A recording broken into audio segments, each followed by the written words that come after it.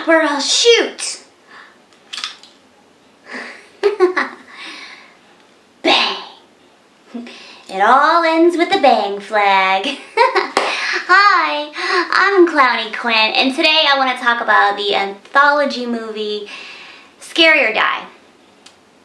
Okay, that's a lie. I don't want to talk about the whole movie. I just want to talk about the clown part, and it's called Clowned.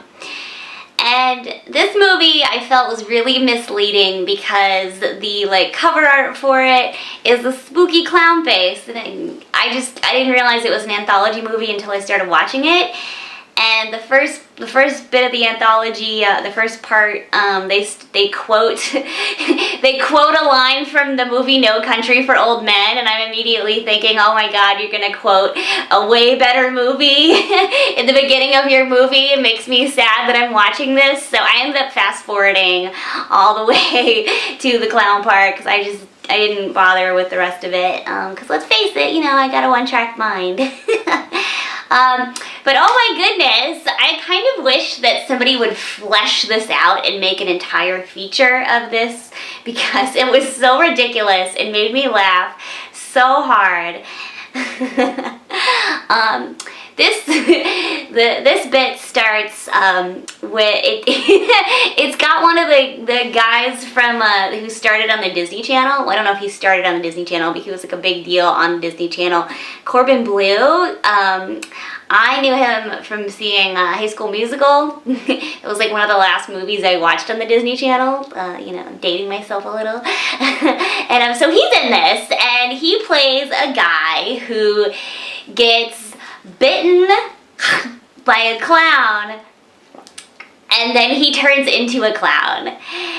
And I am a sucker for clown transformations, and his transformation is so fun and ridiculous. And his skin starts to turn white and like grease paint white, and he tries to carve, instead of he doesn't try to wash his face. He gets a knife and starts carving his face, and his feet are too big for his shoes, and I forgot a little bit, sorry. After he gets bitten by this birthday party clown, the guy just bites him, and they're like, oh no, let's bandage it up. And then right after that, he has sex with his girlfriend, and I'm like, wait a minute, you just got bit by a clown. Why would you just, okay, well, you're just gonna have sex now. I don't know. So fast forward, he's turning into a clown, and he's starting to get hungry, he wants to eat people, he wants to eat human flesh, but he's trying not to because he doesn't want to do that. And so he his urge gets too strong. And the thing is, this whole time, there's this dramatic voiceover, and he literally says, my urge is too strong, I must leave. And it's so melodramatic and amazingly hilarious. This ridiculously sad music is playing, and his family is crying, trying to find him. And he really leaves a text I'm going to find the clown that bit me. And his family is just why? And they put up all these missing posters for him, and it's still doing the voiceover, and he's just I must leave and hide in the shadows. And he his feet are getting just way too big for his shoes, and he's wearing these ridiculous flip-flops, and he's putting all this just scraps of clothing together, and he puts a pillowcase over his head and just walking around, and it's so ridiculous. I was cracking up so much. And when he finally takes the pillowcase off and sees himself, and they did a really good job. I was really impressed. They did the practical effects are really good. The makeup is really good, and I love the design. And he has to because his mouth is stuck shut, and he has to carve his mouth open, and that part was kind of freaky and gross. But it was really good. I just loved the look of him. And the whole time, his stomach is growling, and he just wants to eat things. And he ends up finding the clown that bit him, because the clown that bit him is trying to, eat his little brother I think it's his little brother. And so he busts in and they start having an actual clown fight. Like they're punching and it's like, ha, you know, like he's kicking him. And then he kills the clown and he starts eating some of the clown and he's like, and then the little brother sees it and he's just like, are you gonna do that to me?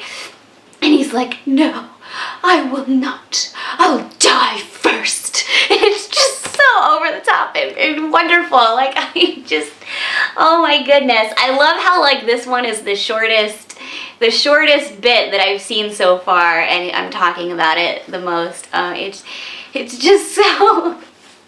So after he is like, I'll die first, it shows him like he's watching a playground of children like just playing, and he's like, you know, just like, I'm so hungry, I'm gonna eat them, you know, because gotta eat the people.